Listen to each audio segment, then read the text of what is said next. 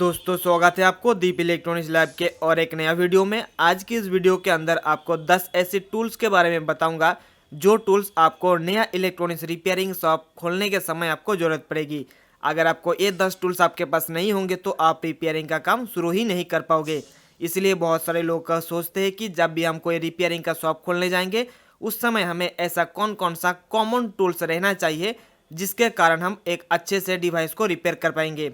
वही चीज़ आपको इस वीडियो के ज़रिए बताऊंगा और मैंने आपके लिए एक लिस्ट बना के रखा हूँ। एक एक लिस्ट के अंदर मैंने एक एक पॉइंट करके बताऊंगा तो आपको समझ में आएगा कि कौन सा टूल्स हमारे किस काम के लिए इस्तेमाल होंगे और वो सारे टूल्स हमें कितने रुपीज़ में मार्केट से मिलेंगे। क्योंकि जब भी कोई एक नया रिपेयरिंग का शॉप खोलने जाते हैं उससे पहले ही उसको कैलकुलेट करने होते हैं हमें कितने रुपये का टूल्स खरीदने पड़ेंगे और वो टूल्स कौन कौन सी होगी। तो ये आइडिया आपको इस वीडियो के ज़रिए पता चल जाएंगे और इस वीडियो के लास्ट में आपको ये भी पता चल जाएंगे कि जो टूल्स हम इस वीडियो के अंदर बताऊंगा वो सारे टूल्स हमें कितने रुपीज़ में मिलेंगे और सबसे ज़्यादा कम कीमत के अंदर अच्छे क्वालिटी का टूल्स हमें कहाँ से मिलेंगे वो आपको पता चलेंगे इस वीडियो के लास्ट में। तो चलिए आप जान लेते हैं कि वो 10 टूल्स कौन सी है जो कि हमें रिपेयरिंग के दौरान हमें काम पे आएंगे। तो हमारे लिस्ट में सबसे पहले नंबर पे है स्क्रू ड्राइवर। स्क्रू ड्राइवर हमारे काम पे आता है कोई भी इलेक्ट्रॉनिक्स डिवाइसेस को खोलने के समय। आप सभी लोगों को पता होगा कि हमारे सामने जितने भी इलेक्ट्रॉनिक्स का डिवाइसेस या जो सामान मिलते हैं उसके अंदर स्क्रू लगे होते हैं और जब भी हमें उन सारे डिवाइसेस को खोलने होते हैं तो स्क्रूज को खोलने के लिए हमारे को स्क्रू ड्राइवर की ज़रूरत होती है।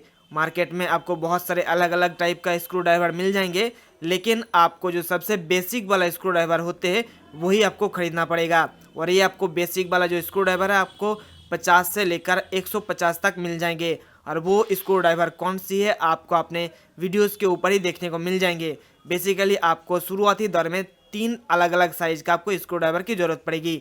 सबसे पहले तो आपको लंबे वाली ये वाली जो आप स्क्रू ड्राइवर देख रहे होंगे ये वाली स्क्रू ड्राइवर आपके पास होना चाहिए और इस स्क्रू ड्राइवर के अंदर आपको 2 साइड में एक प्लस और एक माइनस ये आपको खोलने के लिए मिल जाएंगे। उसके साथ ही साथ आपको एक छोटा वाला भी स्क्रू ड्राइवर रखना चाहिए ताकि जब हमारे पास कोई छोटे साइज का डिवाइस आएंगे ताकि हम आसानी से खोल पाए। तो इसीलिए आपको अलग अलग 3 टाइप का स्क्रू ड्राइवर आपके पास होना चाहिए जब आप नया इलेक्ट्रॉनिक्स रिपेयरिंग का काम शुरू करोगे। उसके बाद हमारे अगले यानी कि 2 नंबर पॉइंट पे जो है वो है सोल्डरिंग आयरन। तो इलेक्ट्रॉनिक्स फील्ड के अंदर अगर आपके पास सोल्डरिंग नहीं होगा तो आप कोई भी काम नहीं कर पाओगे क्योंकि इलेक्ट्रॉनिक्स एक ऐसा प्लेटफॉर्म होती है जहाँ पे बिना सोल्डरिंग के काम नहीं होता है। हमारे पास जितने भी डिवाइसेस आते हैं उसके अंदर जो पीसीबी लगे होते हैं उस पीसीबी के अंदर जो कंपोनेंट्स लगे होते हैं उन सारे कंपोनेंट्स को जोड़ने के और खोलने के समय हमें सोल्डरिंग आयरन की ज़रूरत पड़ती है। बेसिकली सोल्डरिंग आयरन किसी भी कंपोनेंट्स को लगाने के लिए भी ज़रूरत होती है और किसी भी कंपोनेंट्स को खोलने के लिए भी ज़रूरत होती है। तो अगर आपके पास ज़्यादा बजट नहीं है तो हमारे मार्केट में आपको 150 से लेकर 300 400 500 तक बहुत ही अच्छे टाइप का और अच्छे क्वालिटी का सोल्डरिंग आयरन आपको मिल जाती है।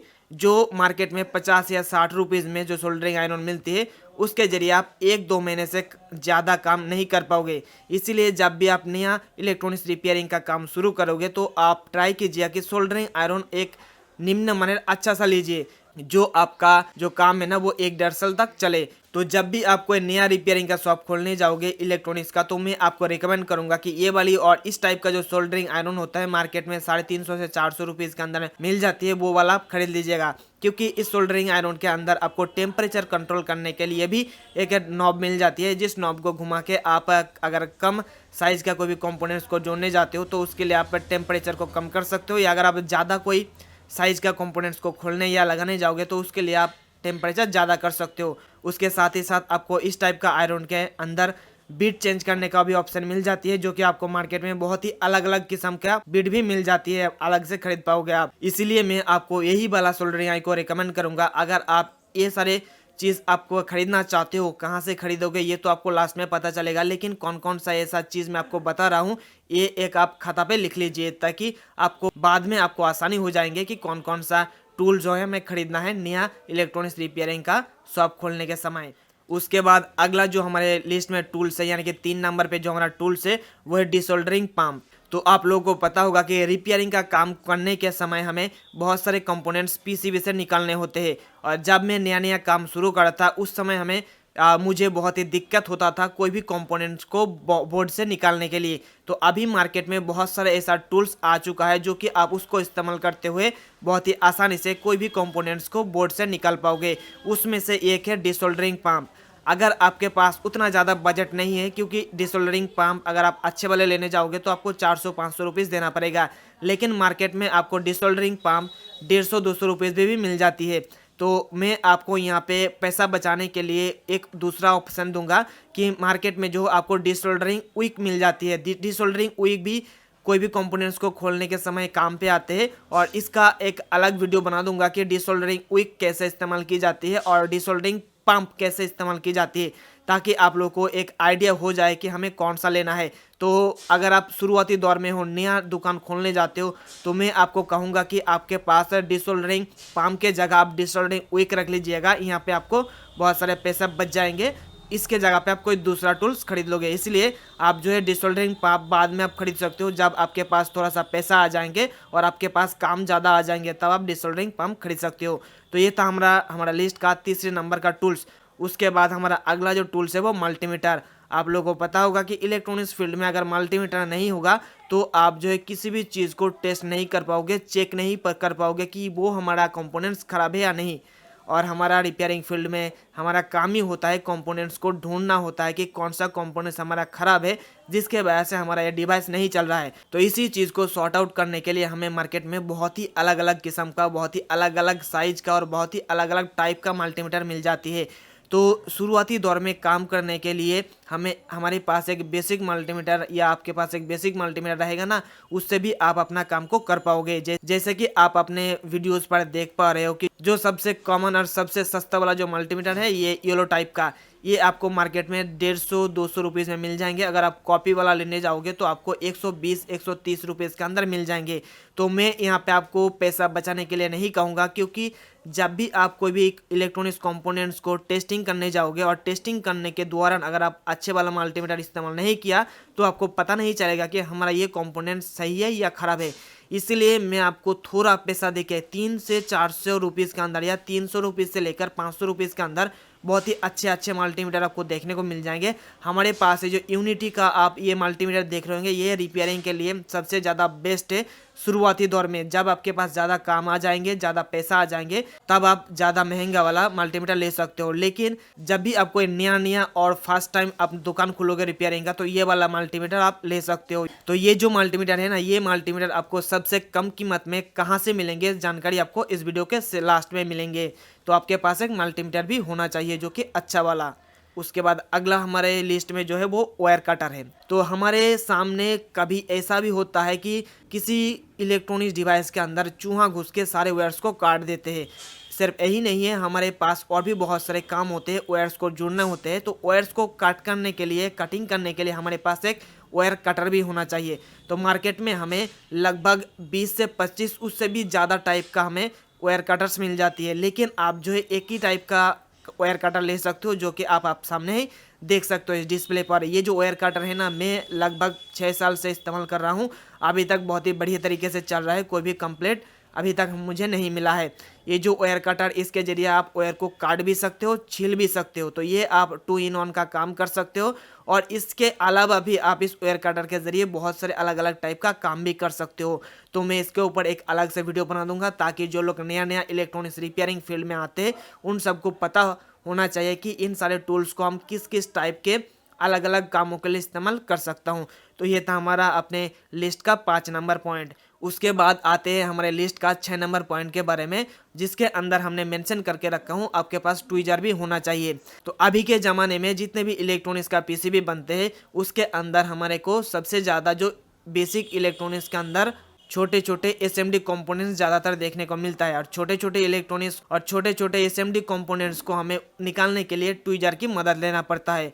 कई बार हमें किसी वायर्स को अगर जोड़ना है या सोल्डर करना है, उस समय भी हमें ट्वीजर्स की ज़रूरत पड़ती है। इसलिए आपके पास लगभग 2 ट्वीजर होना चाहिए। एक तो अपना नोकीला वाला जो कि आपको स्टार्ट होगा, दूसरा थोड़ा सा बेंड वाला आपको चाहिए होगा, जहाँ पे हमें किसी कॉर्नर पे कोई भी वायर्स को पकड़ के हमें लगाना होता है। तो उस समय हमारा ये बैंड वाला जो ट्वीजर देख रहे हो ना, ये बहुत ही काम में आता है। तो उसके अंदर तो इसमें से आप कोई भी एक भी ले सकते हो, दो भी ले सकते हो। अगर आपके पास बजट कम है तो आप एक ही से कम चला सकते हो, लेकिन आप चाहते हो कि हमारे पास एक एक्स्ट्रा रह जाए और हम अच्छे से अच्छे काम को कर पाए, इसलिए आप दो भी ले सकते हो। मैं रिकमेंड करूंगा अगर आपके पास बजट बहुत ही कम है तो आप एक ही रखिए, जो स्टड वाला है ना वही रखिए, वही काफ़ी है शुरुआती दिनों में। आप बाद में उसको अपग्रेड कर सकते हो।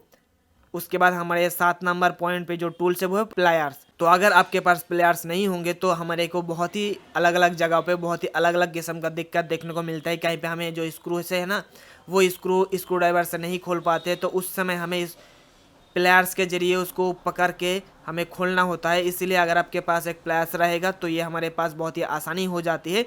कोई भी डिवाइसेस को खोलने के लिए हमारे मन में शंका नहीं रहता है कि हमारे पास ये जो डिवाइस आया है वो खोल पाएंगे या नहीं। अगर आपके पास प्लेयर्स होंगे तो आप जो है तो अगर आप एक प्लस तो अगर आप प्लेयर्स लेना चाहते हो तो मैं आपको जो प्लेयर्स रिकमेंड करूंगा शुरुआती दौर में रिपेयरिंग काम के लिए वो नोज प्लस, क्योंकि नोज प्लस एक ऐसा प्लेयर्स होते हैं जो कि हमें बहुत ही जगह पे मदद करती है। कोई भी चीज़ को पकड़ने के लिए भी, कोई भी चीज़ को लगाने के लिए भी, और भी बहुत ही अलग अलग जगहों पे हम लोग प्लेयर्स को इस्तेमाल कर सकता हूँ। इसीलिए जब भी आप रिपेयरिंग का इलेक्ट्रॉनिक्स रिपेयरिंग का काम करोगे तो बड़े प्लेयर्स की लेने की ज़रूरत नहीं है, आप बाद में ले सकते हो। लेकिन शुरुआती दौर में आप जो है एक छोटा वाला नोज प्लेयर्स ले सकते हो कुछ इस प्रकार से।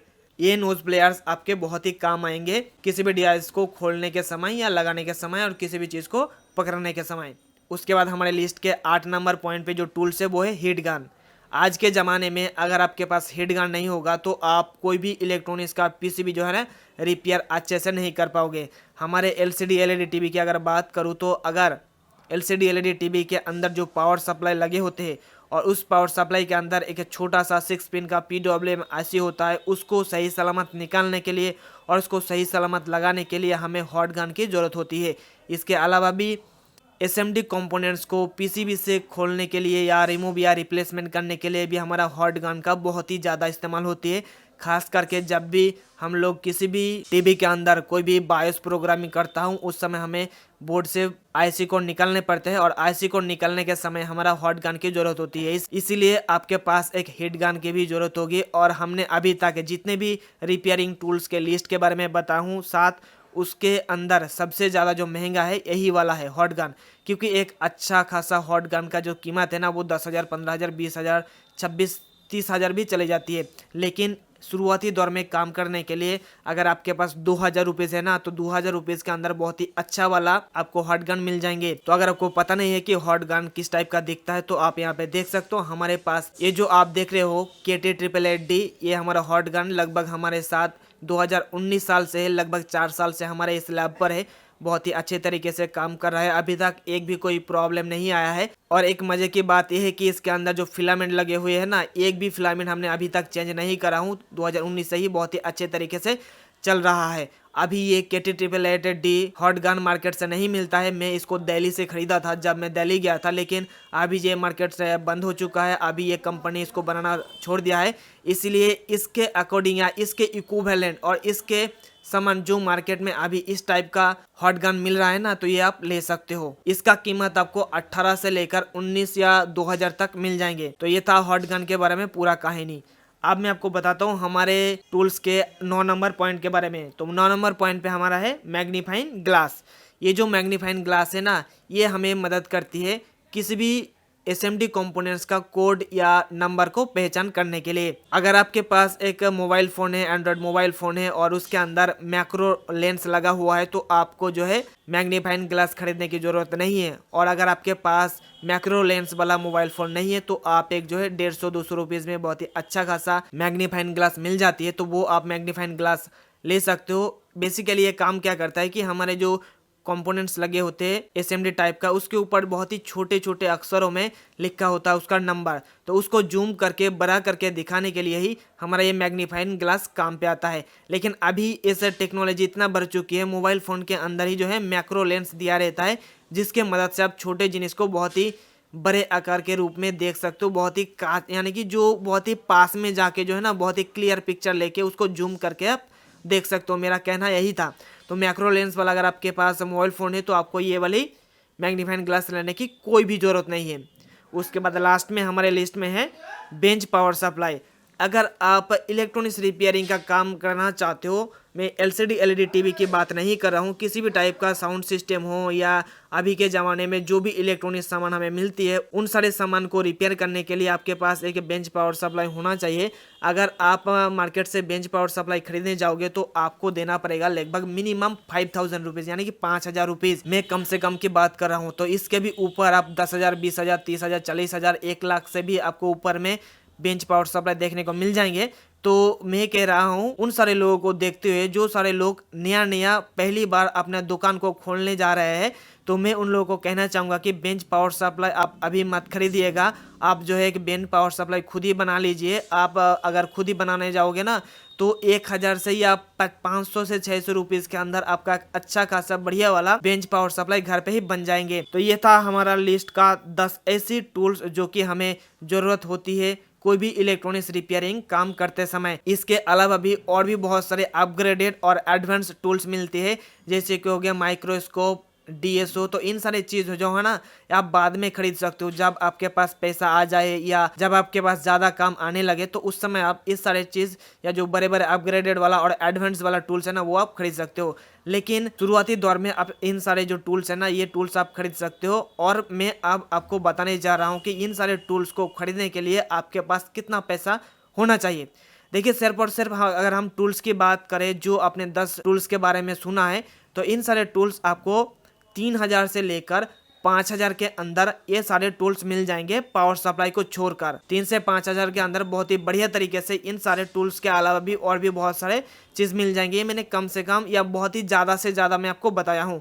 इससे भी कम कीमत के अंदर भी मिल सकता है, आपको 2-2.5 हज़ार के भी अंदर ही इन सारे चीज़ जो है मिल सकती है। लेकिन उसका जो ड्यूरेबिलिटी है ना ये आप नहीं कह सकता हूँ, या अगर 1 महीना 2 महीना चलने के बाद ये खराब हो सकता है। तो जो चीज़ मैंने आप लोगों को बताया हूँ ये सारी चीज़ आपको बहुत ही अच्छे क्वालिटी का 3-4 साल या कम से कम 1 साल तो बहुत ही अच्छे से चलेंगे। अगर आपके पास 3 से 3,500 4,000 है ना, ये सारे टूल्स आप खरीद के आप अपना रिपेयरिंग का दुकान खोल सकते हो। और अब मैं आपको बताता हूँ कि ये सारे टूल्स आपको अमेजन पे मिल जाएंगे, फ्लिपकार्ट पे मिल जाएंगे और उसके साथ ही साथ लोकल जो शॉप है ना वहाँ पर भी आपको मिल जाएंगे। अगर आपके नज़दीकी कोई इलेक्ट्रॉनिक्स दुकान है या ये इलेक्ट्रॉनिक्स मार्केट है वहाँ पे जाइए और वहाँ से आप इन सारे टूल्स को खरीदिएगा, सबसे ज़्यादा सस्ता पड़ेगा।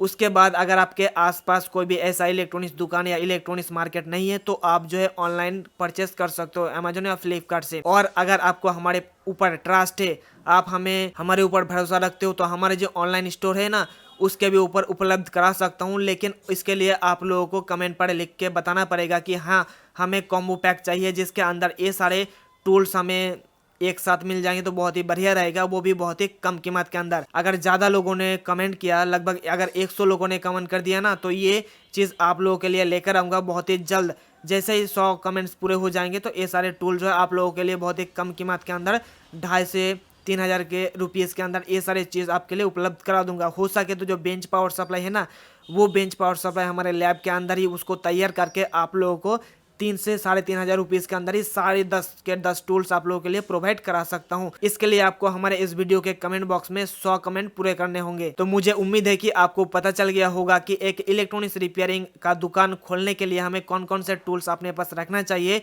वो सारे टूल्स कहाँ से मिलेंगे और उन सारे टूल्स को खरीदने के लिए हमारे पास कितने रुपीज़ होना चाहिए। तो अगले वीडियो में आपको बताऊंगा कि इलेक्ट्रॉनिक्स दुकान खोलने से पहले हमारे पास कौन कौन सा ऐसा कंपोनेंट्स होना चाहिए जो कि जब भी हम रिपेयरिंग का काम करने जाएंगे उस समय हमें बार बार खरीदने के लिए कहीं जगह ना जाना पड़े। तो जो कॉमन जो कंपोनेंट्स होता है इलेक्ट्रॉनिक्स का उनके बारे में आपको अगले वीडियो में पता चलेगा। इसीलिए आप हमारे चैनल को सब्सक्राइब करके बेल आइकन को प्रेस करके रख सकते हो। तो आज के इस वीडियो में इतना ही दोस्तों, हम फिर मिलते हैं नेक्स्ट वीडियो में, तब तक के लिए ऑल द बेस्ट।